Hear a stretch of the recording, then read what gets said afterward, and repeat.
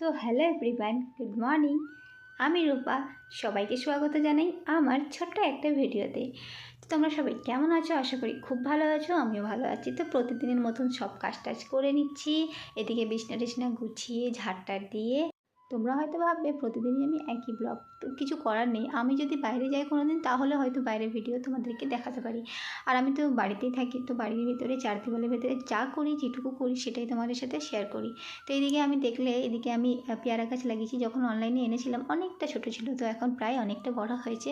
দেখে ভালো লাগে জানো তো, যদি কিছু করো তার যদি ফল পাওয়া যায় না, সত্যি খুব খুশি হয়। তো জানি না, কিন্তু আমার সত্যি খুব খুব ভালো লাগে।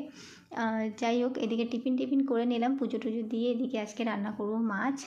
আর এখানে ভাত বসিয়েছি। আর এদিকে যতগুলো সবজি ছিল একটা দুটো করে সমস্ত কিছু কেটে নিয়েছি এক জায়গায়, কারণ এখানে রান্না করবো মাছের তেল দিয়ে, সব রকম সবজি দিয়ে। চলো, আর এদিকে মাছটাও রান্না হয়েছে। এদিকে রান্না করতে করতে নামিয়ে দিল বৃষ্টি। বেশ ঠান্ডা ঠান্ডা ওয়েদার, তাই না? খুব ভালো লাগে। যাই হোক, আজকের ভিডিও কেমন লাগলো অবশ্যই কিন্তু কমেন্টে জানাতে ভুলো না। আজকের মতন এখানে শেষ করলাম, টাটা।